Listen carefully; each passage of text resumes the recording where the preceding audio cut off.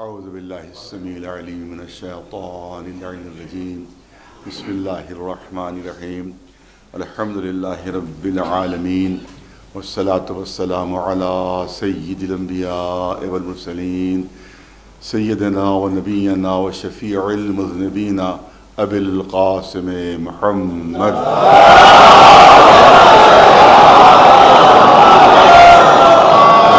الطیبین الطاہرین المعصومین اما بعد فقد قال اللہ سبحانہ تبارک و تعالی فی کتابہ المبین وہو اصدق القائلین ویقول الذین کفروا لولا انزل علیہ آیۃ من ربہ انما انت منذر ولکل قوم ہاد. صلوات بھیج دیں بر محمد.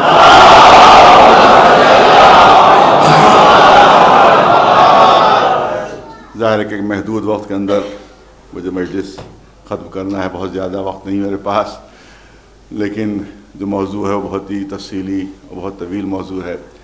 کوشش کروں گا کہ اس کو سمیٹ کر اور مختصر وقت میں آپ کے سامنے پیش کیا جائے.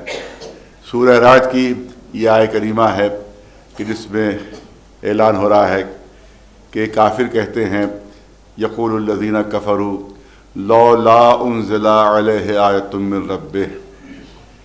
ان کافروں کا دعویٰ یہ ہے کہ جو اپنے کو رسول کہہ رہے ہیں، جو اپنے کو نبی کہہ رہے ہیں، جو اپنے کو اللہ کا نمائندہ کہہ رہے ہیں، ان کے اوپر اللہ کی طرف سے کوئی آیت، کوئی نشانی، کوئی معجزہ، کوئی دلیل، کوئی ثبوت کیوں نہیں نازل ہوتا. یعنی گویا ان کفار و مشرکین کے کہنے کا مطلب یہ تھا کہ ہم ان کو کیسے نبی مان لیں، کیسے رسول مان لیں، کیونکہ ان کے پاس تو کوئی معجزہ نہیں ہے، ان کے پاس تو کوئی اللہ کی طرف سے دی ہوئی نشانی نہیں ہے، اللہ کی طرف سے دی ہوئی کوئی آیت نہیں ان کے پاس، نہ ان کے پاس کوئی دلیل ہے، نہ ان کے پاس کوئی ثبوت ہے. لہذا ان کو ہم رسول کیسے مان لیں، ان کو رسول کیسے تسلیم کریں. یہ ہے ان کا دعویٰ، یہ ہے کافروں مشرکوں کا دعویٰ. اچھا، اس کے جواب میں کیا کہا جاتا ہے کہ انما انت منذر، رسول آپ منذر ہیں. منذر کے معنی عذاب الہی سے ڈرانے والا. منذر کے معنی عذاب الہی سے ڈرانے والا. آپ منذر ہیں اور ہم نے اپنا فریضہ ربوبیت ادا کرتے ہوئے ہر قوم کے لیے رہبر و ہادی بھیج دیے ہیں. اب یہاں پر ماشاءاللہ سبھی پڑھے لکھے حضرات ہیں، علماء بھی تشریف فرما ہے. یہاں پر سوال یہ ہوتا ہے کہ کافروں کا دعویٰ کیا ہے، مشرکوں کا دعویٰ کیا ہے کہ اس رسول کے پاس کوئی معجزہ ہی نہیں، ان کے پاس کوئی دلیل نہیں ہے، ان کے پاس کوئی ثبوت نہیں ہے. تو اب ہونا کیا چاہیے تھا کہ جواباً اللہ کی طرف سے حکم آنا چاہیے تھا رسول اللہ کے لیے کہ اے رسول، ان کو جھوٹا ثابت کرنے کے لیے آپ زیادہ سے زیادہ معجزے پیش کیجیے، آپ زیادہ سے زیادہ دلیلیں پیش کیجیے تاکہ ان کی جھوٹ کھل جائے، یہ جھوٹے ثابت ہو جائیں. زیادہ سے زیادہ نشانیاں تو ہم نے دی ہیں آپ کو، وہ نشانیاں دکھائیے تاکہ ان کی بات غلط ثابت ہو جائے. مگر یہ نہیں کہا گیا. یہ بہت غور طلب بات ہے. یہ نہیں کہا گیا کہ زیادہ سے زیادہ معجزے دکھائیے، زیادہ سے زیادہ ثبوت پیش کیجیے، زیادہ سے زیادہ دلیلیں دیجیے اپنی نبوت کی، بلکہ کیا کہا جا رہا ہے انما انت منذر. ہم نے آپ کو عذاب الہی سے ڈرانے والا بنا کر بھیجا ہے. ان کو آپ عذاب الہی سے ڈرائیے، ان کو عذاب الہی سے ڈرائیے. اب یہ کیا بات ہوئی؟ وہ کہہ رہے ہیں ان کے پاس کوئی دلیل نہیں، ان کے پاس کوئی معجزہ نہیں، ان کے پاس کوئی ثبوت نہیں، ان کے پاس اللہ کی طرف سے کوئی دی ہوئی نشانی نہیں، اور قدرت کی طرف سے اعلان ہو رہا ہے کہ آپ ان کو عذاب الہی سے ڈرائیے، عذاب الہی سے ڈرائیے. اس میں کیا مصلحت ہے؟ اس میں کیا راز ہے؟ بہت توجہ رہے. اس میں راز یہ ہے کہ دراصل یہ انکار کرنے والے کافر اور مشرک جانتے تھے کہ یہ رسول ہیں. بہت توجہ رہے، بہت توجہ. معلوم تھا کہ یہ رسول ہیں، ان کو علم تھا کہ رسول ہیں، معلوم تھا کہ اللہ کے نمائندے ہیں، مگر اپنی ضد میں، اپنی ہر دھرمی میں، اپنے غرور میں وہ انکار کر رہے تھے اور ہر معجزے کے لیے کچھ نہ کچھ بہانہ کر دیتے تھے. کبھی کہہ دیتے تھے کہ جادوگری ہے، کبھی کہتے تھے کہانت ہے، کبھی کچھ، اور ہر معجزے کا انکار کر دیتے تھے. تو رسول اللہ کو یہی کہا جا رہا ہے کہ دیکھیے یہ جانتے ہیں کہ آپ رسول ہیں، ان کو معلوم ہے کہ آپ رسول ہیں، ان کو معلوم ہے کہ آپ ہماری طرف سے بھیجے ہوئے ہیں، صرف ضد اور ہٹ دھرمی ہے ان کی۔ اب یہ جملہ استعمال کیا جا رہا ہے کہ ان کی ضد اور ہٹ دھرمی کے خلاف انہیں عذاب الہی سے ڈرائیے۔ بہت توجہ ہے، ان کی ضد ہے، یہ صرف ان کی یہ صرف ہٹ دھرمی ہے کہ جس کی وجہ سے یہ آپ سے منکر ہیں، آپ کا انکار کر رہے ہیں، آپ کے رسالت کے منکر ہیں اور ہر معجزے کا انکار کر دیتے ہیں۔ ورنہ اے رسول آپ تو وہ ہیں کہ جن کا ہر قدم معجزہ ہے، آپ تو وہ ہیں کہ جن کا ہر عمل معجزہ ہے، جن کے کردار کا ہر رخ معجزہ ہے، کہ جن کے حیات کا ہر پہلو معجزہ ہے۔ صلوات بھیجے مولانا آواز۔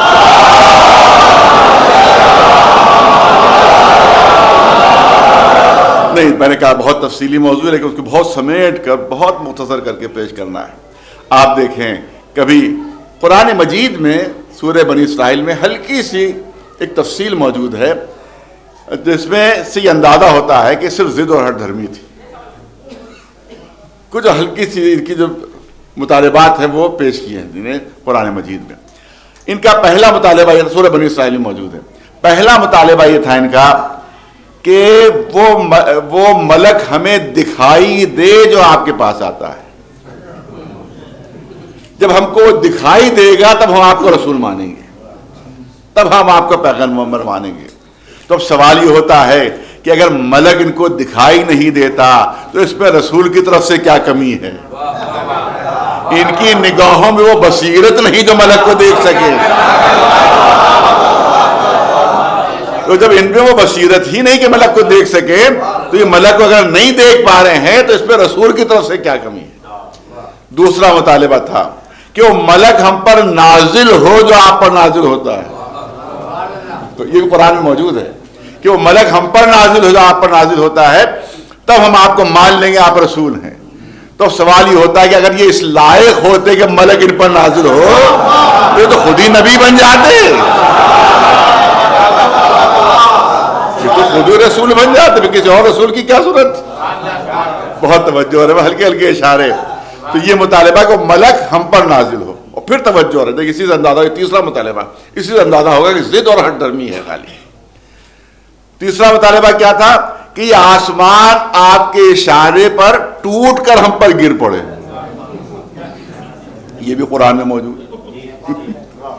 یہ آسمان ٹکڑے ہو کر ہم پر گر پڑے، جب یہ ٹکڑے ہو کر ہم پر گر پڑے گا تو ہم مان لیں گے آپ نبی ہیں، ہم مان لیں گے آپ رسول ہیں۔ تو کوئی ان احمقوں سے پوچھے کہ جب آسمان ٹوٹ کر تم پر گر پڑے گا تو نبی کے ماننے کے لیے بچے گا کون؟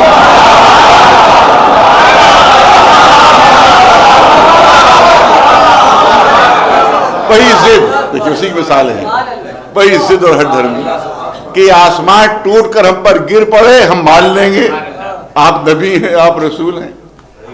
آپ کے اشارے کے اوپر ہمارے لیے ان صحراؤں میں باغات لگ جائیں کہ اس میں نہریں جاری ہو، اور صرف یہ نہیں بلکہ مطالبہ آپ کے اشارے پر ہمارے لیے پورا سونے کا محل بن جائے، چھوٹا موٹا فلیٹ نہیں، پورا محل آپ کے اشارے پر خالص سونے کا ایک پورا محل بن جائے ہمارے لیے، ہم مان لیں گے آپ رسول ہیں۔ مطلب یہ تھا کہ فائدہ پہنچائیے تو مانے، بہت توجہ ہے، نفع پہنچائیے تو مانے۔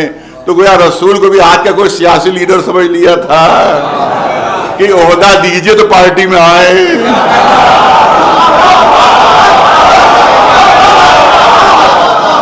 کوئی نفع پہنچائیے تو آپ کی پارٹی میں شامل ہو۔ اب یہی مطالبہ رسول سے ہو رہا ہے کہ فائدہ پہنچائیے تو اب آپ کو نبی مان لیں گے، نفع پہنچائیے تو نبی مان لیں گے، ہم مسلمان ہو جائیں گے۔ تو جملہ نظر کرنا چاہتا ہوں کہ نبی ہدایت کے لیے آتا ہے، رشوت دے کے مسلمان بنانے کے لیے نہیں آتا۔ بہت توجہ، بہت کم وقت میں بات کو مکمل کرنا ہے۔ تو کبھی دیکھیے پوری توجہ رہے، کبھی کہہ رہے ہیں ایک پروپیگنڈا ہوتا شاعر ہیں یہ، کبھی یہ پروپیگنڈا جادوگر و کاہن ہیں یہ، کبھی یہ پروپیگنڈا کہ مجدود و دیوانے ہیں۔ میں پڑھے لکھے مجمع کی بھرپور توجہ چاہوں گا۔ یہ جو پروپیگنڈے ہوتے تھے، یہ رسول کے خلاف تبلیغ ہوتی تھی، یہ جہالت میں نہیں ہوتی تھی، بلکہ اس کے پیچھے بہت گہرا منصوبہ اور پوری گہری سازش تھی۔ رسول اللہ کے خلاف یہ پروپیگنڈا کیا جاتا تھا کہ جادوگر کاہن ہیں، یہ شاعر ہیں، یہ مجنون اور دیوانے ہیں۔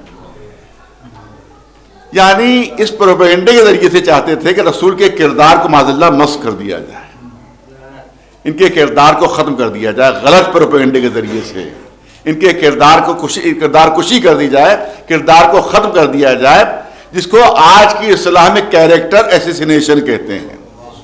اس کا مطلب یہ ہے کہ صرف آج کے زمانے والوں ہی کو نہیں علم کہ غلط پروپیگنڈے کے ذریعے سے کس طرح سے کردار کشی ہوتی ہے، اس فرض سے مکے والے بہت پہلے سے واقف تھے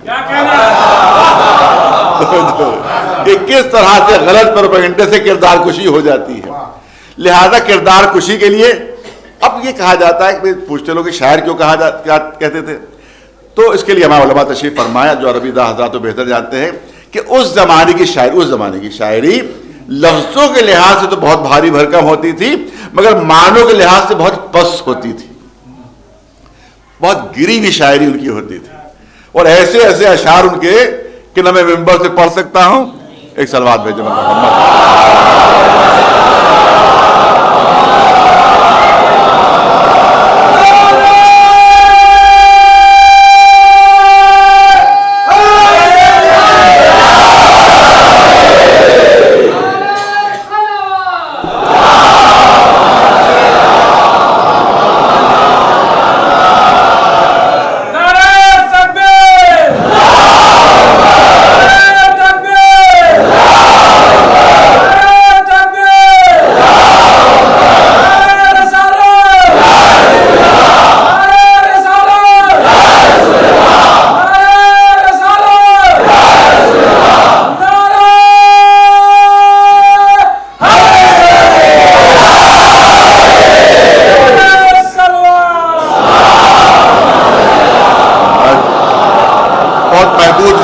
بہت محدود وقت ہے، اسی میں بات کو مکمل کرنا ہے، تو کبھی شاعر مشہور کریں، کبھی جادوگر و کاہن مشہور کریں، کبھی مجنون و دیوانہ مشہور کریں۔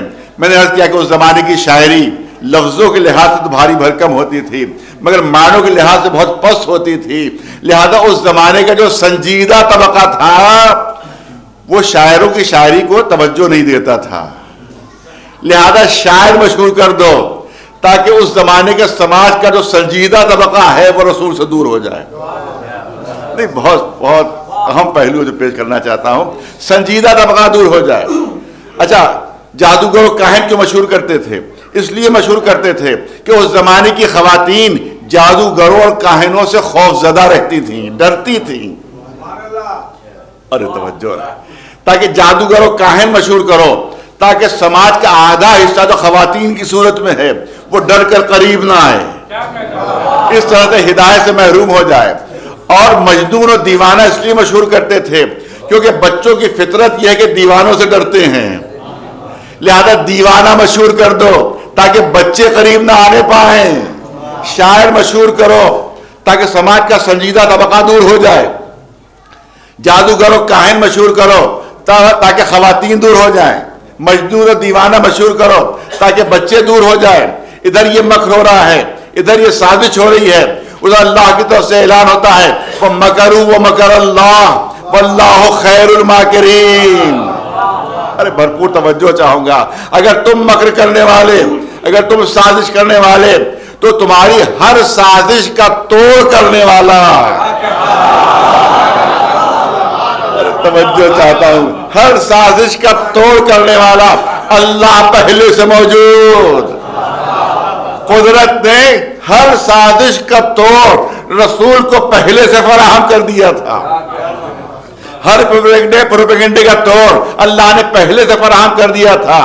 شاعر مشہور کرتے تھے تاکہ سنجیدہ طبقہ دور ہو جائے، اسی لیے سردار عرب ابو طالب کو پہلے سے ساتھ کیا کہ اب سردار عرب سے بڑھ کر سنجیدہ کون شخصیت ہو سکتی ہے،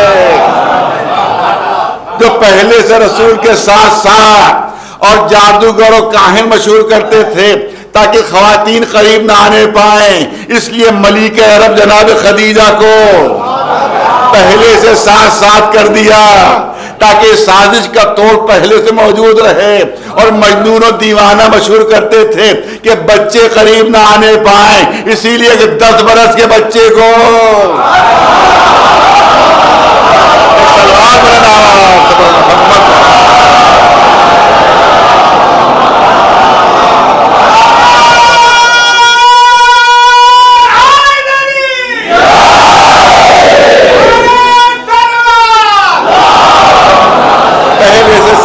کر دیا تاکہ ہر سازش کا توڑ پہلے سے رسول کے پاس موجود رہے.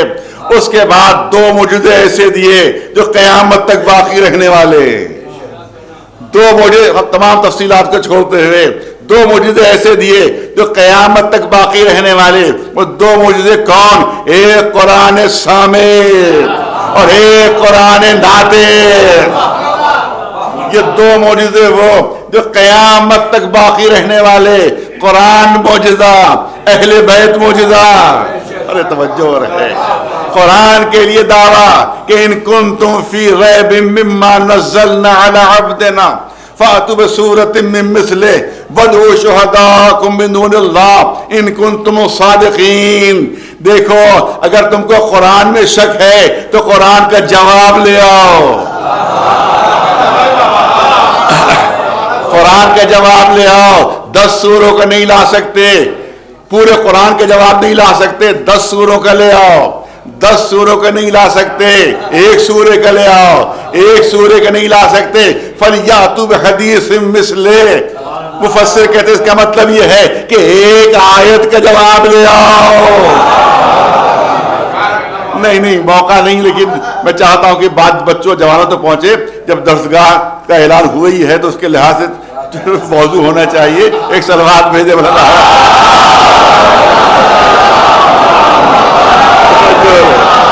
بہت توجہ چاہتا ہوں. دیکھیے کسی بھی مذہب، بہت توجہ چاہوں گا خاص طور سے جوانوں کی، کسی بھی مذہب نے، کسی بھی دھرم نے، کسی بھی دین نے اپنے کو ختم کرنے کے لیے، اپنے کو مٹانے کے لیے اتنی آسانی فراہم نہیں کی ہے جتنی اسلام نے فراہم کر دی.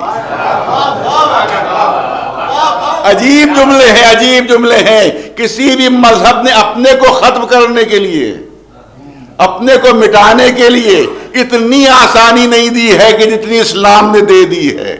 اور یہ آسانی ایسی ہے جو قیامت تک باقی رہے گی. یہ نہیں کہ 1400 سال پہلے تھی، آج نہیں، آج بھی قیامت تک باقی ہے. اگر تمہیں رسول کی رسالت کو ختم کرنا ہے، اگر تمہیں اسلام کی حقانیت کو ختم کرنا ہے، اگر تمہیں قرآن کی صداقت کو ختم کرنا ہے تو اب تمہیں قیامت تک کے لیے موقع دے رہے ہیں. قیامت تک کے لیے موقع دے رہے ہیں. قرآن کی 1 آیت کا جواب لے آؤ. قرآن کی 1 آیت کا جواب لے آؤ. آج آ جائے اسلام ختم، کل آ جائے اسلام ختم، 10 سال بعد آ جائے اسلام ختم، 100 سال بعد آ جائے اسلام ختم. کتنی آسانی فراہم کر دی ہے. تو اب سوال یہ ہوتا ہے کہ وہ عرب والے جن کو اپنی فصاحت بلاغت پر ناز، جن کو اپنی زباداری پر غرور، جو پوری دنیا کو عجم کہتے تھے اپنے کو عرب. علماء سے پوچھ لیجیے عرب کی کیا معنی ہے. عرب کے معنی ہے بہت بولنے والا، عرب کے معنی ہے بڑا زبادار، عرب کے معنی ہے بڑا فصیح و بلیغ. اپنے کو عرب کہتے تھے، پوری دنیا کو عجم کہتے تھے. عجم خالی ایرانیوں کو نہیں کہتے تھے بلکہ پوری دنیا کو عرب اپنے مقابلے میں عجم کہتے تھے. عجم کے معنی ہے گونگا، عجم کے معنی ہے گونگا. اپنی زبادانی پہ اتنا ناز تھا، اپنی فصاحت بلاغت پہ اتنا غرہ تھا کہ اپنے کو کہتے تھے عرب اور پوری دنیا کو عجم. ہمارے مقابلے میں پوری دنیا گونگی ہے، پوری دنیا ہمارے مقابلے میں گونگی ہے. قرآن بار بار ان کی غیرت کو جھنجھوڑ رہا ہے، ان کی حمیت کو للکار رہا ہے. پورے قرآن کے جواب نہیں لا سکتے، 10 سوروں کو لے آؤ. 10 سوروں کا نہیں لا سکتے، 1 سورے کا لے آؤ. 1 سورے کا نہیں لا سکتے، 1 آیت کا لے آؤ. ارے بار بار حمیت کو جھنجھوڑ رہے ہیں. اس کے بعد جواب نہ ہو سکا، جواب نہ ہو سکا. ارے یہ بہترین دلیل ہے، پوری توجہ رہے قرآن کے اعجاز کی بہترین دلیل کہ جو پوری دنیا کو گونگا کہا کرتے تھے خود قرآن کے مقابلے میں گونگے بن کر رہ گئے. ایک سلوات بھیجتے بلند آواز پر محمد.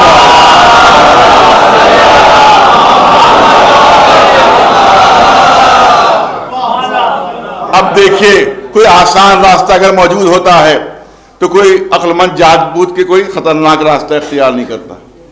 فرض کیجئے مجھے آنا تھا لکھنؤ سے، آج پھر مثال پیش کر رہا ہوں، تو ایک تو ہائی وے ہے خوبصورت بنا ہوا، اس سے آنا تھا، اور ایک ایسا راستہ ہے جو دیہاتوں کے اندر سے ہوتا ہوا، جنگلوں کے اندر سے ہوتا ہوا کہ جہاں خطرہ بھی موجود ہے، ڈاکو بھی ہو سکتے ہیں وہاں، لوٹنے والے بھی ہو سکتے ہیں وہاں، سب کچھ ہو سکتا ہے. تو اب اگر اتنا آسان راستہ موجود ہے تو میں اسی راستے سے آؤں گا. وہ راستہ تو نہیں اختیار کروں گا جہاں ڈاکو لوٹ لے. لیکن اگر کسی وجہ سے یہ راستہ بند ہو جائے اور مجھے یہاں آنا ہی آنا ہے، ورنہ ناراض ہو جائیں گے ہمارے منتظر جعفری صاحب، لہذا اب مجبوراً وہ خطرناک راستہ اختیار کروں گا. بہت توجہ رہے، بہت توجہ رہے. تو جب اسلام نے عربوں کو اتنا آسان راستہ دے دیا تھا، ایک آیت کا جواب لے آؤ، اسلام ختم ہو جائے گا، رسول کی رسالت ختم ہو جائے گی، قرآن کی حقانیت ختم ہو جائے گی. تو جب اتنا آسان راستہ تمہیں دے دیا تھا تو پھر تم اتنی جنگیں کیوں لڑ رہے ہو؟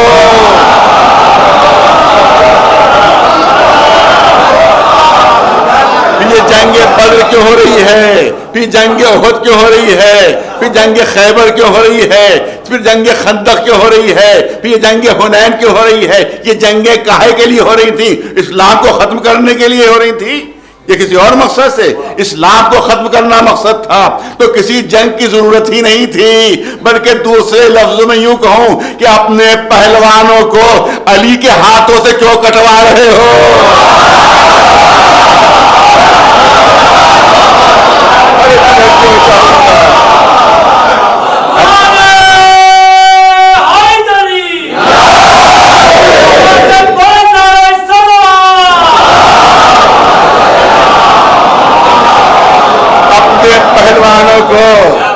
اپنے پہلوانوں کو علی کے ہاتھوں سے کیوں مروا رہے ہو؟ کیوں قتل کروا رہے ہو؟ کیوں کٹوا رہے ہو؟ ارے ایک آیت کا جواب لے آؤ. نہ جنگ بدر لڑنا پڑے گی، نہ جنگ احد لڑنا پڑے گی، نہ جنگ خندق لڑنا پڑے گی. تو شاید مشرکین مکہ جواب دیں کہ اگر آیت کا جواب ممکن ہوتا تو ہم اتنی جنگیں لڑتے ہی کیوں؟ اس کا مطلب یہ ہے کہ یہ جنگیں نہیں ہیں بلکہ اعجاز قرآنی کے سامنے اظہار شکست کیا جا رہا ہے. ایک سلوات بھیج دے بلا.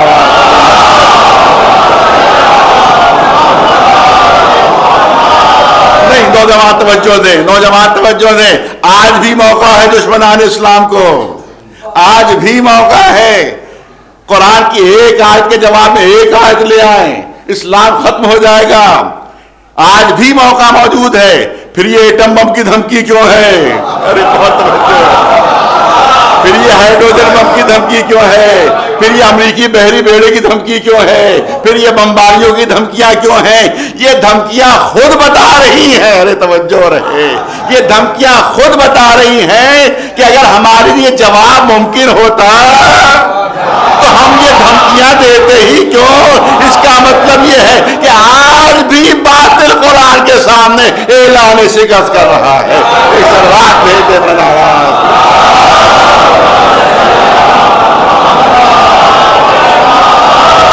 ایک سلوات بلند آواز سے بلند آواز.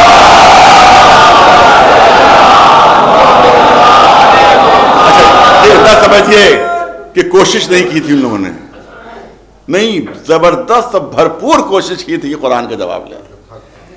اس کے لیے تاریخ میں واقعہ ہے بہت دلچسپ جو میں چاہوں گا جلدی سے پیش کر دیا جائے. آج بھی جو حضرات حج کے اوپر تشریف لے جاتے ہیں وہاں آج بھی ایک بازار ہے جس کا نام ہے بازار عکاظ، آج بھی موجود ہے. پرانے زمانے میں یہاں پر میلہ لگا کرتا تھا جہاں تجارت کا سامان آیا کرتا تھا اور وہاں تاجر اپنا سامان بیچنے کے لیے لاتے تھے. وہاں مقابلے بھی ہوا کرتے تھے. پہلوانی کا مقابلہ، تیر اندازی کا مقابلہ، تلوار بازی کا مقابلہ، اور اسی میں شعر و شاعری کا مقابلہ بھی ہوتا تھا. اور یہ اسی مقابلے کے نتیجے میں جو سب سے اچھا قصیدہ ہوتا تھا اس کو کعبے میں آویزاں کیا جاتا تھا. 7 رسول اللہ کی بعثت کے بعد 7 قصیدے کعبے میں آویزاں تھے، لیکن صرف ایک چھوٹا سا سورہ کوثر جب وہاں پر آویزاں کیا گیا تو سب نے اپنے اپنے قصیدے اتار لیے تھے. وہ اس کی تفصیل نہیں عرض کرنا، تو وہ بات دوسری طرف چلی جائے گی. توجہ چاہوں گا. اب لوگ جوق در جوق مسلمان ہو، خاص طور سے جوان طبقہ مسلمان ہو رہا ہے. اب مشرکین جو ہے، بلکہ یوں کہنا چاہتا ہوں کہ جو بت قدوں کے ٹھیکیدار گھبرائے ہوئے، بت قدوں کے ٹھیکیدار گھبرائے کہ ہمارا کیا ہوگا، سب مسلمان ہو جائیں گے تو ہماری آمدنی کیا ہوگی، پھر ہمیں کہاں سے کوئی پوچھے گا. لہذا تمام شاعروں کو اور ادیبوں کو انہوں نے جمع کیا جو کاغذ میں آئے ہوئے تھے. اور کہا کہ بھئی ایک نوجوان ہے جس نے ایک نئے دین کا دعویٰ کیا ہے، اور اس کے بعد اس کا دعویٰ یہ کہ جو کلام پیش کر رہا ہے اس کا جواب نہیں ہو سکتا. تم اتنے بڑے شاعر، اتنے بڑے ادیب ہو، جاؤ 1 سال کا ہم تمہیں موقع دیتے ہیں، سال بھر بعد جب آنا تو قرآن کا جواب لے کر آنا. اور ان کو قرآن کا نمونہ دے دیا انہوں نے، وہ سب لے کے چلے گئے. سال بھر بعد واپس آئے. اب انہوں نے سردار مکہ نے دوبارہ ان کو پھر جمع کیا. جب وہ جمع ہو گئے تو ان سے پوچھا کہ بھئی جواب لائے؟ وہ سب سر جھکائے بیٹھے ہوئے. ارے جواب لائے؟ وہ خاموش ہے. کہہ رہے کچھ جواب تو دو. ارے کچھ ہی جواب دو، جواب لائے کہ نہیں لائے؟ تو انہی نے سر اٹھا کر کہا تم نے پورے قرآن کا جواب مانگا تھا، سال بھر ہم کوشش کر کے تھک گئے، ایک آیت کا جواب نہیں ہو سکا، ایک آیت کا جواب نہیں ہو سکا. پھر انہیں سردار مکہ نے کہا، بہت تفصیل اس کو شارٹ کر کے پیش کر رہا ہوں. سردار مکہ نے کہا کہ دیکھو ایک شخص جو گفتگو کرتا ہے تو بھول جاتا ہے کہ پہلے کیا کہا تھا. 3 سال پہلے کیا بولے تھے، 3 سال بعد کچھ اور بول دیا. 4 سال پہلے کیا کہا تھا، 4 سال بعد کچھ اور کہہ دیا. تو 2-3 سال میں، 4 سال 5 سال میں آدمی پچھلی بات بھول جاتا ہے. سیاسی لیڈر تو 1 گھنٹے میں بھول جاتے ہیں. 1 گھنٹے پہلے کیا کہا تھا انہوں نے، 1 گھنٹے بعد کچھ اور کہنے لگتے ہیں. ابو علی سینا بے انتہا ذہین، بے انتہا بڑا عالم. اس نے جو اپنی کتاب الشفا لکھی تو علماء کہتے ہیں کہ پہلے صفحے پر کچھ لکھا اور 5ویں صفحے پر بالکل اس کا الٹا لکھ دیا. وہ بھول ہی گیا پہلے صفحے پر میں نے کیا لکھا تھا. تو بڑے سے بڑا عالم کنٹراڈکشن ہو جاتا ہے، بڑے سے بڑا عالم اس کے کلام میں تضاد ہو جاتا ہے. لہذا یہ انسانی کلام ہے، اس میں کہیں نہ کہیں تضاد، کہیں نہ کہیں کنٹراڈکشن ہوگا. لہذا تم پھر جاؤ 1 سال کے لیے، 1 سال بعد آنا تو اس میں اگر کوئی کنٹراڈکشن تضاد پایا جاتا ہے وہ بتانا. سال بھر بعد پھر آ گئے وہ. اب پھر سردار مکہ کو جمع کیا، بھائی بتاؤ کچھ لائے؟ وہ پھر سر جھکائے بیٹھے ہوئے. آخر میں جب بہت زیادہ اصرار کیا سردار مکہ نے تو انہیں جھنجلا کر کہا کہ اگر نہ ہو تو کیا اپنی طرف سے جوڑ دیں.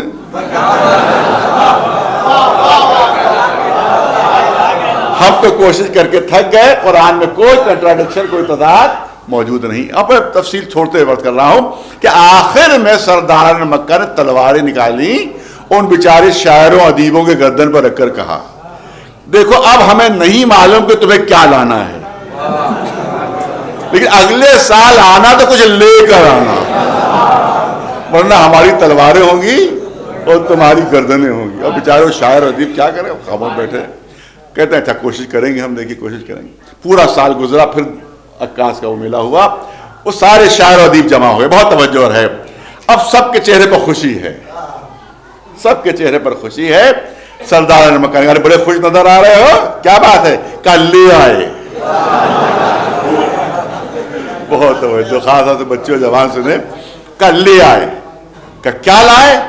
کہ 4 مقامات قرآن مجید میں ایسے ہیں کہ جہاں پر زبان و بیان اور فصاحت کے قانون کی خلاف ورزی ہوئی ہے. لہذا اب یہ فصاحت و بلاغت کا معجزہ نہیں رہا، الہی کلام نہیں رہا. دیکھیے ہر زبان کا قانون یہ ہے کہ جو پرانی لفظیں ہوتی ہیں وہ متروک ہو جاتی ہیں، نئی لفظیں شامل ہوتی ہیں. ہر زبان کا قانون یہ ہے. میں مثال پیش کر دوں تاکہ بچے بھی سمجھیں کہ دیکھیے میر تقی میر اردو زبان کے شاعر ہیں، کتنے زبردست شاعر. میں ان کا ایک شعر بہت مشہور ہے کہ سرحانے میر کے آہستہ بولو ابھی ٹک روتے روتے سو گیا. تو یہ ٹک اردو کا لفظ ہے, تبھی تو انہیں نے نظم کیا, تبھی تو استعمال کیا. مگر آج کیا اگر کوئی شاعر استعمال کرے تو لوگ کہیں کیا بے تک ہانک رہا ہے. اب یہ لفظ اردو میں استعمال نہیں ہوتا. اب کوئی استعمال کرے تو یہ خلاف فصاحت ہے, اس کو کہتے خلاف فصاحت اور زبان کے قانون کی خلاف ورزی. 4 مقامات ایسے ہیں کہ قرآن نے وہ لفظ استعمال کی ہیں جو آج کا شاعر و ادیب استعمال نہیں کرتا, کبھی قدیم زمانے میں استعمال ہوتی تھی. کا کون سی لفظ ہے؟ کا حضوا کی لفظ ہے, دوسرے عجاب کی لفظ ہے, تیسرے کبار کی لفظ ہے. اور پہلے لفظ شے پر لام داخل ہوتا تھا لیکن اب نہیں داخل ہوتا, مگر قرآن نے داخل کیا. یہ ہے فصاحت کی خلاف ورزی. لہذا قرآن فصاحت کا معجزہ نہیں ہے, یہ خود ان کا اپنا بنایا ہوا ہے. بہت توجہ ہے. سب کے سب سرداران مکہ خوشی خوشی تمام شاعروں کو لے کر دروازے رسالت پر پہنچے. دروازہ کھٹکھٹایا, رسول باہر نکلے, دیکھا باہر مجمع جمع, سارے سردار موجود, تمام شاعر و ادیب موجود. رسول نے فرمایا کہ کاہے کے لیے آئے ہو؟ کہ ہم نے قرآن مجید میں 4 غلطیاں نکالی ہیں. غلطیاں بھی 4 ہی ملی ان کو, ایک سلوات بھیجے تو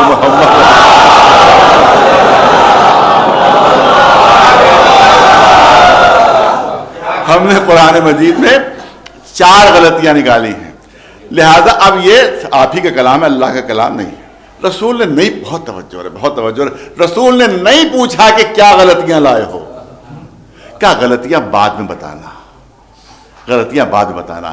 اس وقت پورے عرب میں جس کو تم سب سے بڑا شاعر و ادیب سمجھتے ہو اس کو لے آؤ. جس کو تم سب سے بڑا شاعر و ادیب سمجھتے ہو اس کو لے آؤ. رسول نے کہا اس کو لے آؤ, پھر بتانے کی غلطیاں کیا ہیں. اب انہیں آپس میں مشورہ کرنا شروع کیا. تو لبید نام کا ایک شاعر تھا جس کا 100 برس کا سن ہو چکا تھا. وہ اپنے گھر سے نہیں نکلتا تھا, نہ کسی میلے میں شریک ہوتا تھا, بلکہ کسی کو اپنی اگر اصلاح کروانا ہوتی تھی تو اپنا کلام اس کو دے دیتے تھے. اور سب سے بڑا شاعر و ادیب اس وقت وہ مسلم الثبوت شاعر و ادیب تھا, سب سے بڑا. سب نے طے کیا اسی کو لے کر آتے. اب سارے سردار لبید کے گھر پر پہنچے. 100 برس کا بوڑھا ہو, اس کی خوشامد کرنے لگے. اس نے انکار کیا کہ بھائی میرا آپ سن نہیں ہے کہ میں کہیں جا سکوں. ان کا صاحب دھرم خطرے میں ہے, مذہب خطرے میں ہے, آپ کو تو آنا ہی ہے, چلنا ہی ہے, ورنہ سارے نوجوان ہمارے بہک جائیں گے اور سب ہمارا دھرم اور ہمارا دین جو ہے چھوڑ دیں گے, سب آپ کو تو چلنا ہی ہے. اب جب سرداران مکہ نے اتنا اصرار کیا تو باہر چلنے پہ آمادہ ہوا. اب چلنا پھرنا اس کے لیے مشکل تھا, پتہ نہیں کاندھوں پر لاد کے لے کر آئے کہ ڈولی پر لائے کہ فینس پر لائے, پتہ نہیں جس طرح سے بھی لائے ہوں, باہر بڑی خوشامد کر کے اس کو لے کر آئے. اب رسول اللہ کے پاس پہنچے. وہاں رسول اللہ کا جیسے انداز تھا کہ ہر ایک کی تعظیم تو کرتے ہی تھے وہ, تو آج بھی عرب میں بھی ہے اور ایران میں بھی قاعدہ یہی ہے کہ جب بھی کوئی مہمان آتا ہے تو جو اگر وہ مہمان بیٹھ بھی جاتا ہے تو پھر وہ میزبان اس کی تعظیم کے لیے اٹھتا ہے. تو جب میزبان اٹھتا ہے تو مہمان بھی اٹھتا ہے ساتھ ساتھ, اور جب میزبان بیٹھتا ہے تو ساتھ ساتھ وہ مہمان بھی بیٹھتا ہے. یہ عرب میں بھی قاعدہ, ایران میں بھی قاعدہ ہے. اب یہ لبید جو وہاں پہنچا تو اس کا دماغ آسمان پر تھا کہ اتنے بڑے بڑے سرداران عرب مجھے خوشامد کر کے لے کر آئے ہیں, تو لہذا مسلمانوں کا رسول میری بڑی تعظیم کرے گا, میری بڑی تکریم ہوگی. مگر رسول اللہ نے کوئی لفٹ ہی نہیں دی, نو لفٹ, اس کو دیکھا بھی نہیں. اب یہ کھڑا ہوا انتظار کر رہا ہے کہ اب میری تعظیم کے لیے اٹھیں گے, جیسے کہ عرب کا قاعدہ تھا, وہاں کی جیسی تہذیب تھی, اب میرے لیے اٹھیں گے, اب میرے لیے اٹھیں گے. رسول نے کوئی لفٹ ہی نہیں دی. تو جب انہیں اس سے سوچا کہ جب کوئی لفٹ ہی نہیں ملے تو خود ہی بیٹھ جاؤں. اب ظاہر 100 برس کا اندازہ کیجیے کہ بیٹھنے میں بھی دیر, اٹھنے میں بھی دیر. اب جب وہ بیٹھنے لگا تو ابھی پوری طرح بیٹھ نہیں پایا تھا کہ رسول اٹھ گئے. اب عرب کے قانون کے لحاظ سے اس کو بھی اٹھنا تھا, اب اس نے بھی اٹھنا چاہا, ابھی پوری طرح اٹھ نہیں پایا تھا کہ رسول بیٹھ گئے. اب پھر اس نے بیٹھنا چاہا, ابھی پوری طرح بیٹھنے نہیں پایا تھا, رسول پھر اٹھ گئے. 4-5 مرتبہ جو اس بڈھے کو اٹھا بیٹھیاں کرا لی. تو وہ جھنجلا گیا.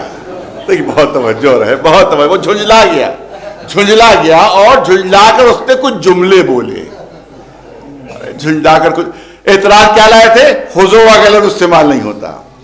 کیا اعتراض لائے تھے؟ کبار کا لفظ استعمال نہیں ہوتا, اجاب کا لفظ استعمال نہیں ہوتا, اور لفظ شے پر لام داخل نہیں ہوتا. یہ اعتراضات لے کر آئے تھے. رسول نے نہیں پوچھا اعتراض کیا ہے, نہیں پوچھا کیا غلط کیا نکالی, پہلے اس کو لے آؤ جو تمہاری نگاہوں میں سب سے بڑا اس وقت عرب کا شاعر اور ادیب ہے. جب خود اپنی پسند کا لے کر آئے وہ سب سے بڑا شاعر ادیب اس کو سمجھتے تھے. رسول نے عجیب انداز اختیار فرمایا, خوب اس کو جب اٹھا بیٹھیاں کرا لی تو اس کو غصہ آ گیا, وہ جھنجلا گیا, اس نے کچھ جملے بولے, اتتخذنی ہزوا, کیا تم میرا مذاق اڑا رہے ہو؟ انی شیخ کبار, میں تم سے سن میں بہت بڑا ہوں. انا ھذا منک لشیء عجاب, اور تم جیسی شخصیت کے لیے یہ بڑی عجیب بات ہے. وہ تمام لفظ استعمال کر رہا ہے کہ جس پر اعتراض لے کر آئے ہیں.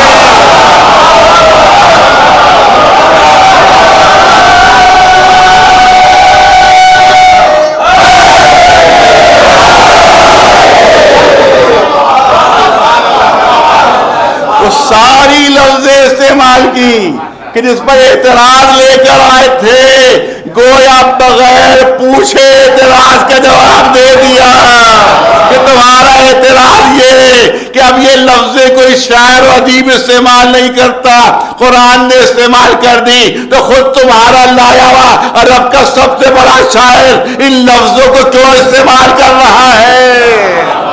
بغیر پوچھے جواب دے دیا. تو نتیجہ یہ نکلا کہ اگر قرآن معجزہ ہے تو محافظ قرآن کو بھی معجزہ ہی ہونا چاہیے. ایک سلوات بھیجے بنا.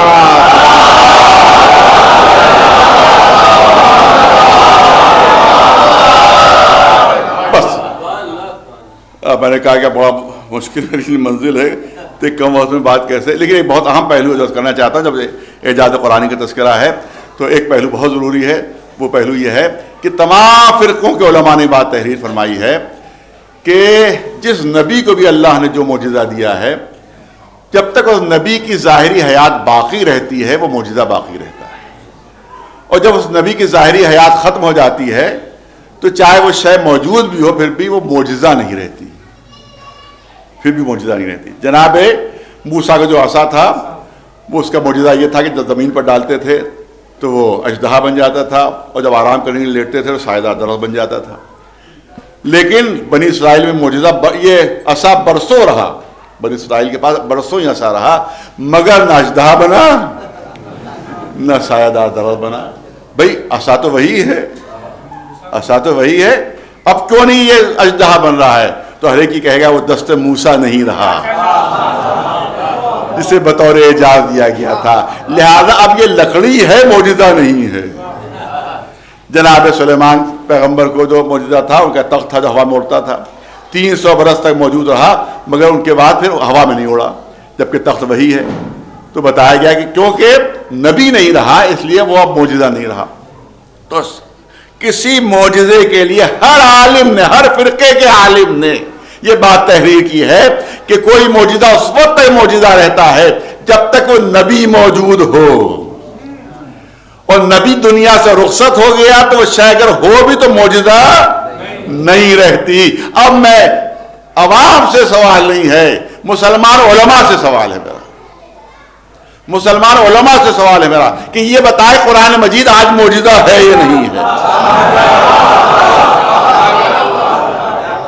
پبلک سے نہیں سوال ہے, علماء سے سوال ہے, دوسرے فرقوں کے علماء سے سوال ہے کہ مجھے اتنا بتا دیں کہ آج قرآن مجید معجزہ ہے یا نہیں.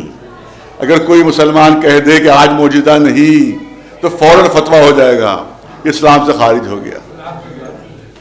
10 برس بعد معجزہ نہیں رہے گا اسلام سے خارج, 100 برس بعد معجزہ نہیں رہے گا اسلام سے خارج. اس کا مطلب مسلمان رہنے کے لیے ضروری ہے یہ عقیدہ رکھنا کہ آج بھی معجزہ اور قیامت تک معجزہ رہے گا.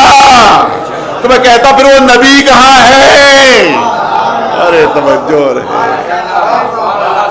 شرط ہے وہ نبی موجود رہے, شرط ہے وہ نبی موجود رہے کہ جس کو چیز بطور معجزہ دی گئی ہے قرآن نظر آ رہا ہے، نبی نظر نہیں آ رہے ہیں. تو یہ مسلمان عالموں مجھے بتاؤ کہ ہم قرآن کو معجزہ کیسے مان لیں، کیونکہ تمہیں نے شرط لکھی ہے. ارے توجہ رہے، تمہیں نے شرط لکھی ہے کہ کوئی شے اس وقت تک معجزہ رہتی ہے کہ جس نبی کو معجزہ دیا گیا ہے وہ نبی موجود ہو. قرآن ہے وہ نبی نہیں، تو قرآن کو معجزہ کیسے مانے؟ تو یاد رکھو ایک ہی حل ہے، اس کے علاوہ کوئی دوسرا حل موجود نہیں. کہ اگر قرآن کے اعجاز کو بچانا ہے، اگر قرآن کے اعجاز کو بچانا ہے اور اسی کے ذیل میں اپنے اسلام کو بچانا ہے تو ماننا پڑے گا کہ ہر زمانے میں کوئی محمد موجود رہے گا.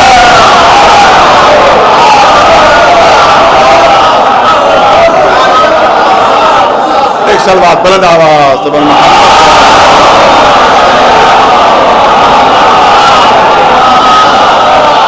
بس اس موضوع کے آخری جملے بن رہا ظاہر ہے کہ پھر بات مکمل نہیں ہو پائے گی. آپ دیکھیں ہر شے کے چار وجود ہوتے ہیں. ہر چیز کے علماء نے بتایا، فلاسفہ نے بتایا، منطقیین نے بتایا کہ ہر شے کے چار وجود ہوتے ہیں. ایک وجود ہوتا ہے مکتوبی، ایک وجود ہوتا ہے ملفوظی، ایک وجود ہوتا ہے ذہنی، اور ایک وجود ہوتا ہے حقیقی اور خارجی. ایک مکتوبی ہوتا ہے، ایک ملفوظی ہوتا ہے، ایک ذہنی ہوتا ہے اور ایک حقیقی ہوتا ہے. مثال پیش کروں، میں نے کاغذ کے اوپر لکھا پانی، کاغذ پر لکھا پانی. اب یہ پانی کا مکتوبی وجود ہے، یعنی کاغذ پر لکھا ہوا. میرے سامنے کاغذ آیا، میں نے پڑھا پانی، یہ پانی کا ملفوظی وجود ہے، زبان سے ادا کیا ہوا. میں نے ذہن میں تصور کیا پانی، یہ پانی کا ذہنی وجود ہے. اور جو یہاں جگ میں پانی رکھا ہوا ہے یہ پانی کا حقیقی وجود ہے. ارے نہیں توجہ نہیں دی آپ حضرات نے. پانی لکھا یہ مکتوبی وجود، پانی کا لفظ پڑھا لکھا ہوا جو رکھا ہوا تھا پڑھا اس کو، یہ ہے ملفوظی وجود. ذہن میں پانی کا تصور کیا یہ ہے پانی کا ذہنی وجود. اور جو گلاس میں موجود، جو اس پر جگ میں موجود، یہ ہے پانی کا حقیقی وجود. مجھے اتنا بتائیے کیا پانی لکھنے سے پیاس بجھی؟ کیا پانی لکھنے سے پیاس بجھی؟ نہیں. 1000 بار بھی پانی پانی پانی لکھ دو پیاس نہیں بجھے گی. کیا پڑھنے سے پیاس بجھی؟ 1000 مرتبہ میں پڑھوں پانی پانی پانی پیاس نہیں بجھے گی. کیا ذہن میں تصور کروں پانی کا پیاس بجھ جائے گی؟ نہیں، اس سے بھی پیاس نہیں بجھے گی. تو اس کا مطلب ہے 3 وجود ایسے ہیں کہ جو کسی کام کے نہیں ہیں.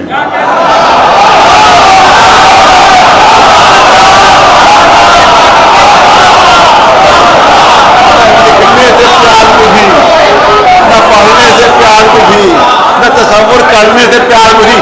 پیاس بجھے گی چوتھے وجود سے جو حقیقی وجود ہے.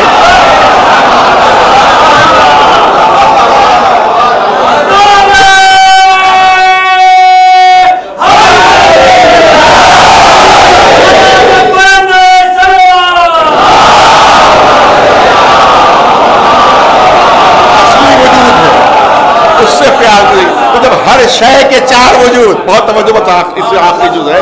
جب ہر شے کے 4 وجود تو قرآن کے بھی 4 وجود ہونا چاہیے. قرآن کے بھی 4 وجود، مکتوبی، ملفوظی، ذہنی اور حقیقی. مکتوبی، ملفوظی، ذہنی اور حقیقی.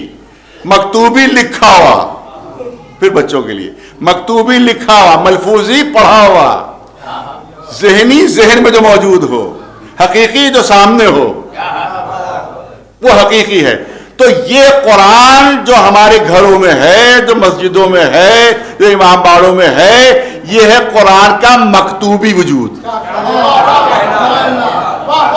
لکھا ہوا، کاغذ پر لکھا ہوا، یہ ہے قرآن کا مکتوبی وجود. یہ قرآن کا مکتوبی وجود. جب ہم تلاوت کرتے ہیں تو یہ ہے قرآن کا ملفوظی وجود. یہ قرآن کا ملفوظی وجود. اور جب حافظان کرام اس کو ذہن میں محفوظ کرتے ہیں تو یہ قرآن کا ذہنی وجود. تو تین وجود تو مل گئے, اب قرآن کا اصلی وجود کہاں ہے؟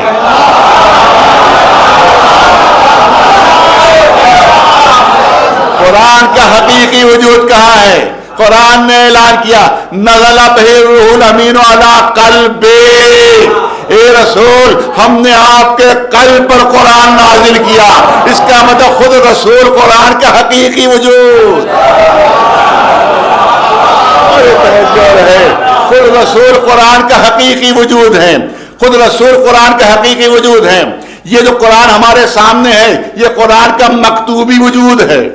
اب مجھے اتنا بتا دیجئے, پھر علماء سے سوال, مجھے اتنا بتا دیجئے کہ اسی مکتوبی قرآن میں اگر کوئی مسلمان یہ کہہ دے کہ سارا قرآن تو صحیح ہے, صرف ایک مقام پر ایک آیت میں غلطی ہو گئی ہے, کوئی سہو ہو گیا ہے, کچھ نسیان ہو گیا ہے, کچھ وہاں پر خطا ہو گئی ہے, پورے قرآن کو صحیح مان رہا ہے, صرف ایک آیت میں اس نے غلطی نکال دی تو دنیا کا ہر مسلمان عالم کہے گا کافر ہو گیا,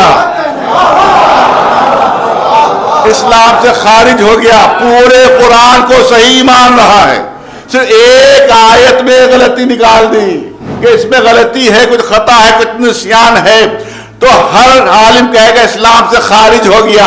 تو مجھے اتنا بتا دو کہ جو مکتوبی قرآن میں غلطیاں نکالے وہ اسلام سے خارج, رسول تو حقیقی قرآن ہے تو اس میں غلطیاں نکالتے ہیں, بھول جاتے تھے, نسیان کا شکار ہو جاتے تھے, شیطان بہکا دیتا تھا, تو ان کے لیے آپ کا کیا فتویٰ ہونا چاہیے؟ ایک سلوات پر آواز.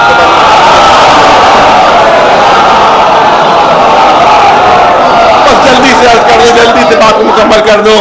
تو اس کا مطلب رسول ہے حقیقی قرآن, رسول ہے حقیقی قرآن. اب قرآن کے لیے کہا گیا قاف والقرآن المجید, یہ قرآن مجید ہے.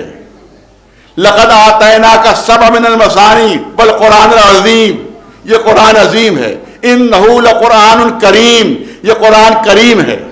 تو قرآن کو عظیم, مجید اور کریم کہا گیا, اور خود رسول ہی حقیقی قرآن ہے.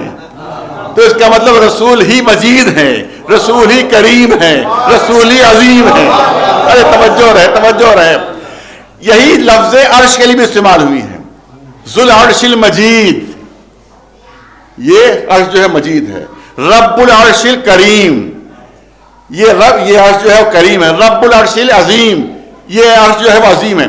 تو عرش کو بھی مجید کہا گیا, عرش کو بھی عظیم کہا گیا, عرش کو بھی کریم کہا گیا, رسول کو بھی عظیم کہا گیا, رسول کو بھی مجید کہا گیا, رسول کو بھی عظیم کہا گیا.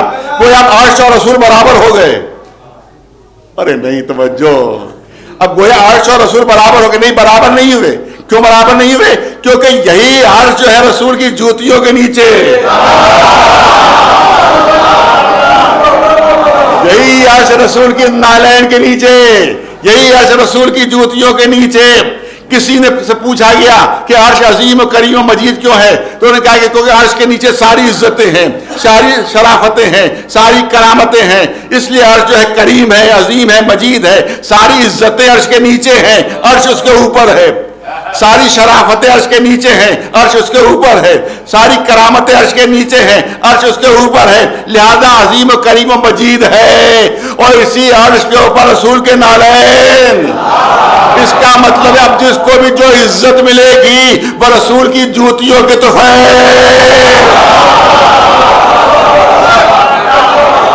نہیں, بات مکمل ہوئی, پوری توجہ چاہوں گا. عرش پر رسول کے قدم, کعبہ ادنا پر رسول کے قدم. اے آدم بتائیے اس رسول کی بلندی کیا ہے؟ آدم کہیں گے ہم ہیں عرش کے نیچے, اور اس کے قدم ہے عرش کے اوپر. میں کیا جانوں کہ اس کی بلندی کیا ہے؟ اے نوح آپ بتائیے کہ اس رسول کی بلندی کیا ہے؟ نوح گھبرا کر کہیں گے کہ میں ہوں عرش کے نیچے, اس کے قدم عرش کے اوپر, مجھے کیا معلوم کہ اس کی بلندی کیا ہے؟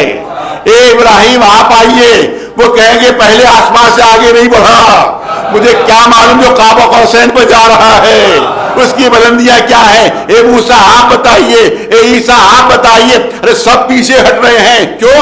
اس لیے کہ جو عالم نقص میں ہوتا ہے وہ عالم کمال کو نہیں سمجھ سکتا، لیکن جو عالم کمال میں ہوتا ہے وہ نفس کی ساری منزلوں کو سمجھتا ہے۔ ایک 8واں پاس نہیں سمجھتا ہائی اسکول کیا ہے، جو ہائی اسکول اس کو نہیں معلوم انٹر کیا ہے، جو انٹر اسے نہیں معلوم بی اے کیا ہے، جو بی اے اسے نہیں معلوم ایم اے کیا ہے، جو ایم اے اسے نہیں معلوم پی ایچ ڈی کیا ہے، لیکن جو پی ایچ ڈی کی ڈگری رکھتا ہے اسے معلوم ہے کہ ایم اے کیا ہے، اسے معلوم ہے بی اے کیا ہے، اس کو معلوم ہے انٹر کیا ہے، اس کو معلوم ہے ہائی اسکول کیا ہے۔ ایک بچے سے پوچھئے جوانی کیا ہے، وہ نہیں سمجھ پائے گا جوانی کیا ہے۔ جوان سے پوچھے بڑھاپا کیا ہے، وہ بڑھاپے کی تشریح نہیں کر پائے گا، لیکن جو بڑھاپے کے عالم میں اسے معلوم ہے کہ جوانی کیا ہے، اسے معلوم ہے کہ بچپنا کیا ہے۔ تو جو عالم نفس میں ہوتا ہے وہ عالم کمال کو نہیں سمجھ سکتا، لیکن جو عالم کمال میں ہوتا ہے وہ نفس کی ساری منزلوں کو جانتا ہے۔ اور ہر نبی پیچھے ہٹ رہا ہے کہ ہم ہیں عرش کے نیچے، رسول کے قدم ہے عرش کے اوپر، ہم اس کی بلندی کیا جانیں۔ تو اب سمجھ میں نہیں آ رہا ہے کہ اس رسول کی بلندی بیان کرے تو کون کرے، توجہ چاہا ہو، اس کی بلندی بیان کرے تو کون کرے؟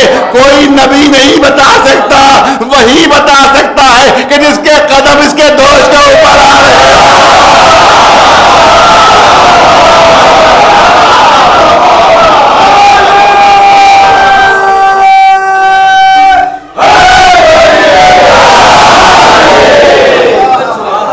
اگر رسول کو سمجھتا ہے تو اہل بیت سے سمجھو، اگر رسول کو سمجھنا تو اس سے سمجھو کہ جس کو رسول نے سند دی کہ فاطمہ میرا ٹکڑا ہے، فاطمہ میرا جز ہے، فاطمہ تو بضعۃ منی، فاطمہ میرا جز ہے۔ یہ کبھی کبھی ترجمہ غلط کر دیا جاتا ہے کہ فاطمہ شہزادی کے لیے کہا رسول نے کہ میرے جگر کا ٹکڑا ہے، میرے دل کا ٹکڑا ہے۔ نہیں، رسول نے یہ نہیں کہا جگر کا ٹکڑا، یہ نہیں کہا دل کا ٹکڑا، فرمایا میرا ٹکڑا۔ کیا فرق ہو گیا؟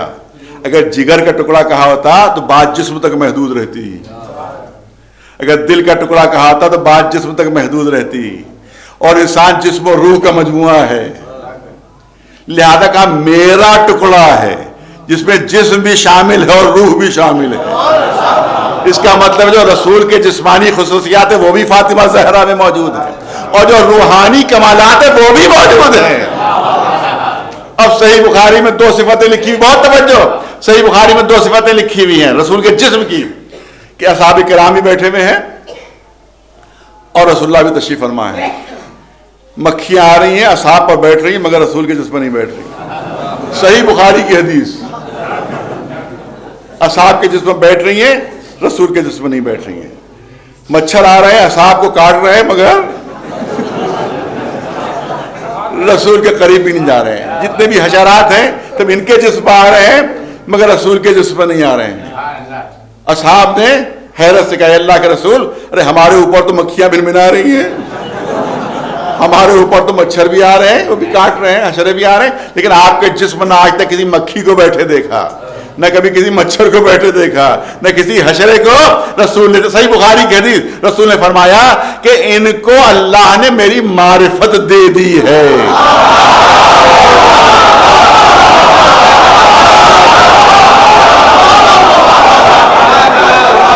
ان مکھیوں کو معرفت دے دی ہے، ان مچھروں کو معرفت دے دی ہے، ان حشرات کو معرفت دے دی ہے۔ تمہارے جسم پر تو نظر آئیں گے، میرے جسم پر نہیں بیٹھیں گے، کیونکہ اللہ نے ان کو میری معرفت دے دی ہے۔ اس کا مطلب ہے ایک مکھی کو معلوم ہے کہ رسول اور ہوتا ہے، امتی اور ہوتا ہے۔ ایک مکھی کو علم کہ رسول اور امتی اور، مگر ذاکر نائک کو نہیں معلوم۔ سلوات پہ دے بلند آواز۔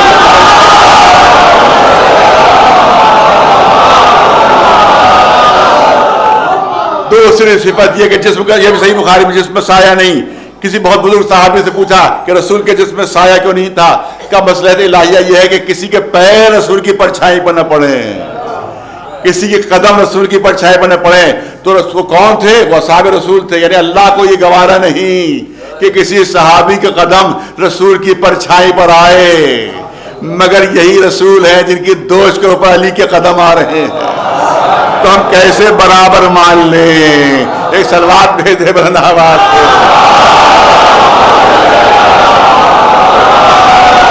دنیا یہ منظر دیکھ رہی، یہ ہے اہل بیت، یہ ہے قرآن ناطق۔ دنیا منظر دیکھ رہی ہے کہ کلما دخلت فاطمہ قام الیہ رسول اللہ، جب بھی فاطمہ زہرا تشریف لاتی ہیں اللہ کے رسول تعظیم کے لیے اٹھ رہے ہیں۔ نہ صرف تعظیم کے لیے اٹھ رہے ہیں بلکہ ہاتھوں کو بوسہ دے رہے ہیں، نہ صرف ہاتھوں کو بوسہ دے رہے ہیں بلکہ اپنی جگہ پر بٹھا رہے ہیں۔ یہ ہے عظمت و شرف اہل بیت کی، یہ ہے مرتبہ شہزادی کونین کا کہ رسول اللہ تعظیم کے لیے اٹھ رہے ہیں۔ گرانی پلے عصمت میں اتنی تھی کہ دیکھا ہے، گرانی پلے عصمت میں اتنی تھی کہ دیکھا ہے، پے تعظیم اٹھ جاتا تھا وزن مرسل اعظم۔ یہ ہے مرتبہ شہزادی کونین، یہ ہے مرتبہ شہزادی کونین کہ جس کے لیے رسول تعظیم کے لیے اٹھ رہے ہیں، جس کو کہہ رہے ہیں یہ میرا، جس نے اس کو اذیت دی اس نے مجھے اذیت دی۔ شہزادی آپ دیکھیں کہ جسمانی اذیتیں بھی ہیں، روحانی اذیتیں بھی ہیں۔ کیسی روحانی اذیت پہنچی ہوگی کہ جب بعد وفات رسول اللہ آنے والوں نے آ کر کہا ہوگا اے علی رسول کی بیٹی سے کہہ دیجئے یا دن کو رویا کریں یا رات کو رویا کریں، کیونکہ ان کے رونے سے ہمارے کاروبار زندگی میں فرق آ رہا ہے، ہمارے کاروبار میں فرق آ رہا ہے۔ مولا علی نے مسلمانوں کا پیغام پہنچا دیا۔ شہزادی نے عجیب حسرتناک جواب دیا، فرماتی ہیں اے علی جا کر ان مسلمانوں سے کہہ دیجئے انہیں زیادہ دنوں کی زحمت نہیں، میں ان کے درمیان زیادہ زندہ رہنے والی نہیں ہوں۔ لیکن مولا نے یہ اہتمام فرمایا کہ صبح ہوتے جنت البقیع لے جاتے تھے، شام ہوتے واپس لے آتے تھے۔ ایک مرتبہ جو وقت غروب واپس لینے پہنچے تو دیکھا شہزادی کا رنگ زیادہ کچھ متغیر نظر آ رہا۔ مولا نے گھبرا کر کہا اے بنت رسول کیا بات ہے، آپ کے چہرے کا رنگ کچھ زیادہ متغیر نظر آ رہا ہے۔ فرمایا کہ علی شاید آپ نے غور نہیں کیا، دیکھا نہیں کہ جس درخت کے سائے میں دن بھر باپ کا ماتم کرتی تھی، رات میں کسی نے وہ درخت کاٹ دیا۔ میں نے دن بھر دھوپ میں باپ کا ماتم کیا، دن بھر دھوپ میں۔ میں شہزادی کی خدمت پہ ہاتھ جوڑ کر عرض کروں گا اے شہزادی شکر کیجئے مدینہ ہے کربلا نہیں، کم از کم بیٹی کو اتنی اجازت تو ہے کہ دھوپ ہی میں صحیح باپ کا ماتم کر سکے۔ لیکن ذرا کربلا آ کر منظر دیکھیے، ننھی سی سکینہ، اگر آنکھ میں آنسو کا قطرہ بھی آتا ہے تو کبھی نوک نیزہ سے اذیت، کبھی تازیانوں سے اذیت۔ اب تفصیلی مسائل کا موقع نہیں، صرف 2-3 منٹ مسائل مجھے پڑھنا ہے، 2-3 منٹ، اور آپ بس توجہ کا آپ کی چاہتا ہوں کوئی ایک رخ ہے درست کرنا ہے۔ آخر میں اسلام، تاریخ اسلام کا سیاہ ترین باب کہ جب دروازے پر لکڑیاں جمع کی گئی، آواز دی گئی کہ علی کو نکالو ورنہ ہم گھر میں آگ لگا دیں گے۔ شہزادی نے فریاد کی اس گھر میں تو میرے چھوٹے چھوٹے بچے ہیں، اس گھر میں تو حسن و حسین ہیں، کیا بچوں سمیت گھر کو جلا دو گے؟ آنے والوں نے کہا کہ ہاں بچوں سمیت گھر کو جلا کر راکھ کر دیں گے۔ دروازے میں آگ لگائی گئی، دروازہ توڑا گیا۔ ظاہر ہے کہ 2 دن سے آپ یہی مصائب سنے، تفصیل کی کوئی گنجائش نہیں ہے۔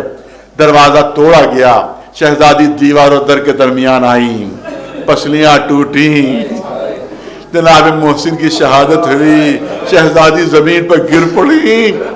دوسری روایت اور بھی ہے، وہ کم پڑھی جاتی ہے۔ دوسری روایت یہ ہے کہ جب دروازہ توڑا جا رہا تھا تو شہزادی بالکل دروازے سے لگی کھڑی ہوئی تھی، بالکل متصل کھڑی ہوئی تھی۔ یہ متصل کھڑا ہونا خود اس بات کی دلیل ہے کہ شہزادی کو تصور بھی نہیں تھا کہ میرے گھر کا دروازہ توڑا جائے گا، میرے گھر کا دروازہ توڑا جائے گا۔ بالکل لگی دروازے میں کھڑی تھی، بالکل متصل کھڑی تھی۔ اب جو دروازہ توڑا گیا تو دروازے میں ایک لمبی سی میخ تھی، ایک لمبی سی کیل تھی جو پسلیوں کے آر پار ہو گئی۔ شہزادی زمین پر گر پڑی، ایک ہاتھ پسلیوں پر، تفصیلی مسائل نہیں، بس چند اشاروں میں 2 منٹ کے اندر مسائل ختم ہوں گے۔ اب شہزادی زمین پر گری ہوئی ہے، پسلیاں ٹوٹی ہوئی ہیں، ایک ہاتھ ٹوٹی ہوئی پسلیوں پر ہے. لوگ درانہ اندر گھس آئے، درانہ اندر گھس آئے، مولا علی کو گرفتار کیا، گرفتار کر کے لے جانے لگے. ظاہر دروازے ہی سے لے جائیں گے کہ جہاں پر فاطمہ زخمی عالم میں، زخمی حالت میں پڑی ہوئی، ایک ہاتھ پسلیوں پر ہے. تصور شرط ہے، توجہ چاہوں، ایک ہاتھ پسلیوں پر ہے. جیسے ہی گرفتار کر کے علی کو قریب سے لے جانے لگے، فاطمہ نے اپنا ایک ہاتھ بڑھایا، علی کا دامن تھام لیا. ایک ہاتھ پسلیوں پر، ایک ہاتھ میں علی کا دامن. میں علی کو جانے نہیں دوں گی، میں علی کو جانے نہیں دوں گی. آنے والوں نے سختی سے کہا اے فاطمہ علی کا دامن چھوڑ دو، اے فاطمہ علی کا دامن چھوڑ دو. شہزادی فرماتی نہیں نہیں میں دامن نہیں چھوڑوں گی، میں علی کو جانے نہیں دوں گی. جب ان کو یقین ہو گیا کہ فاطمہ دامن نہیں چھوڑے گی تو خود ملعون آگے بڑھتا ہے. ایک بھرپور تازیانہ شہزادی کے ہاتھ پر پڑا، شہزادی کا ہاتھ کوہنی سے شکستہ ہو گیا، دامن چھوٹا. علی کو گرفتار کر کے لے گئے عزاداروں. یہ ٹوٹا ہوا ہاتھ، ارے جب تک زندہ رہی اس ہاتھ سے کوئی کام نہیں لے سکی کیونکہ کوہنی سے شکستہ ہو گیا تھا. عزاداروں بس مجلس ختم کرو. ہاں شہزادی دنیا سے رخصت ہو گئی. مولا علی نے غسل دیا، کفن پہنایا، بچوں کو آواز دی اے بچوں قریب آ جاؤ، آخری بار اپنی ماں سے مل لو، آخری بار ملاقات کر لو، اب قیامت سے پہلے ملاقات نہیں ہوگی. بچے قریب آتے ہیں. ننھی سی زینب قریب آئی، ماں کو کفن میں لپٹے ہوئے دیکھا تو باپ کی طرف چہرہ اٹھا کر عجیب سوال کیا، اے بابا اے بابا. میں نے کئی میتیں دیکھی کہ جن کو کفن میں لپیٹا جاتا ہے، جب ان کو لپیٹا گیا تو ان کے پیر بھی سیدھے کر دیے گئے، ان کے ہاتھ بھی سیدھے کر دیے گئے، مگر اے بابا آپ نے ماں کے پیر تو سیدھے کیے مگر ہاتھ سیدھا نہیں کیا. علی نے طلب کر کہا اے میری ننھی بچی زینب، تمہارے ماں کا ہاتھ سیدھا نہیں ہو سکتا، کوہنیوں سے ٹوٹا ہوا ہے، کوہنی سے شکستہ ہے. بس اللہ آخری جملے سنیے. ہاں مولا لے کے جنازہ چلے، عجیب غربت کا عالم ہے، صرف چند لوگ ساتھ ہیں. جنت البقیع میں پہنچے، قبر تیار تھی. عزاداروں آپ نے دیکھا ہوگا کہ جب بھی کسی خاتون کو دفن کیا جاتا ہے، جب بھی کسی خاتون کو دفن کیا جاتا ہے تو کم از کم 2 محرموں کی ضرورت ہوتی ہے. ایک محرم وہ کہ جو قبر کے اندر اتر کر میت کو سنبھالے اور قبر میں رکھے، اور دوسرا محرم وہ کہ جو اوپر سے جنازہ دے. آپ نے دیکھا ہوگا کہ اس وقت اعلان ہوتا ہے کہ سارے نامحرم ہٹ جائیں. میں آخری جملے کرنا چاہتا ہوں، سارے نامحرم ہٹ جائیں، صرف محرم موجود رہیں. جب بھی خاتون کو دفن ہونے لگتی ہے تو سارے نامحرموں کو ہٹا دیا جاتا ہے، جو صرف محرم ہوتے وہاں پر رہتے ہیں. تو کم از کم 2 محرموں کی ضرورت ہوتی ہے کسی بھی خاتون کو دفن کرنے کے لیے. مگر مولا کی بے کسی دیکھیے، مولا کی مظلومی دیکھیے کہ وقت دفن شہزادی علی تنہا محرم تھے، اکیلے محرم تھے. بچے اتنے چھوٹے چھوٹے تھے، نہ قبر میں اتر کر لاش کو سنبھال سکتے تھے، نہ اوپر سے لاش سپرد کر سکتے تھے. علی کرے تو کیا کرے. روایت کہتی یہی وقت تھا کہ علی نے مدینے کا رخ کیا، آواز دی اے اللہ کے رسول علی کی مدد کے لیے آ جائیے، علی کی مدد کے لیے آ جائیے. روایت کہتی قبر سے 2 ہاتھ بلند ہوئے، اے علی میری امانت میرے سپرد کر دو، اے علی میری امانت میرے سپرد کر دو. اللہ دارو آپ کو اندازہ نہیں ہوا کہ رسول کے ان جملوں سے علی پر کیا گزری ہوگی، علی پر کیا گزری ہوگی. جب رسول نے فرمایا ہوگا اے علی میری امانت میرے سپرد کر دو، میری امانت میرے سپرد کر دو. یاد کیجئے کہ جب شہزادی کی رخصتی ہونے لگی تھی، جب مولا علی کے گھر رخصت ہونے لگی تھی تو رسول کے جملے یہ تھے کہ اے علی ہذہ فاطمۃ ودیعۃ عندک، اے علی یہ فاطمہ میری امانت ہے تمہارے پاس، یہ فاطمہ میری امانت ہے تمہارے پاس۔ عزادارو امانت کے لیے شرط یہ ہے کہ جیسی امانت لی جائے ویسی امانت واپس کی جائے۔ جیسے ہی رسول نے قبر سے کہا ہوگا اے علی میری امانت مجھے واپس کر دو، شاید علی نے فریاد کی ہو اے اللہ کے رسول یہ علی آپ سے شرمندہ ہے، ارے جب امانت لی تھی تو پسلیاں بھی سالم تھی، ہاتھ بھی سالم تھا، لیکن جب امانت واپس کر رہا ہوں تو پسلیاں ٹوٹی ہوئی ہے، ہاتھ شکستہ ہے، یہ علی آپ سے شرمندہ ہے، یہ علی آپ سے۔ سَيَعْلَمُ الَّذِينَ ظَلَمُوا أَيَّ مُنقَلَبٍ يَنقَلِبُونَ أَلَا لَعْنَةُ اللَّهِ عَلَى الْقَوْمِ الظَّالِمِينَ۔ گزارش ہے ایک مرتبہ سورہ حم 3 مرتبہ سورہ توحید کی تلاوت فرما کر جملہ مومن و مومنات کی روحوں کو ایثار ثواب فرما دیں۔ پالنے والے مجھے واسطہ چاہتا معصوم علیہ السلام کا کہ ہماری 2 دن و 3 دن کی جو عبادت ہے اس کو قبول فرما لے، پالنے والے ہمارے گناہوں کو معاف فرما دے، ہمیں نیک اعمال کی توفیقات عنایت فرما دے، ہمیں جو مریض انہیں شفا عنایت فرما دے، جو بے روزگار ان کو روزگار عطا فرما دے، جو باروزگار ان کو روزگار میں ترقی عنایت فرما دے، جتنے بھی یہاں پر حاضرین ہیں ان سب کی جو جائز دلی تمنا ہے پوری فرما دے۔ پالنے والے جو بانی مجلس ہیں ہمارے مولانا ان کی توفیقات میں مزید اضافہ ہو، ان کو صحت و سلامتی اور طول عمر عطا فرما۔ پالنے والے دنیا میں جتنے بھی دہشت گرد ان کو نیست و نابود فرما دے، جو حکومتیں دہشت گردوں کی سرپرستی کر رہی ہیں ان حکومتوں کو بھی تباہ و برباد فرما دے۔ پالنے والے ہمیں اس وقت تک دنیا سے نہ اٹھانا جب تک محمد و آل محمد علیہ السلام ہمارے کردار ہمارے عمل سے راضی نہ ہو جائے۔ پالنے والے ہمارے آخری امام کے ظہور میں تعجیل فرما اور ہم کو ان کے غلاموں و جانثاروں کو شمار فرما۔ ربنا تقبل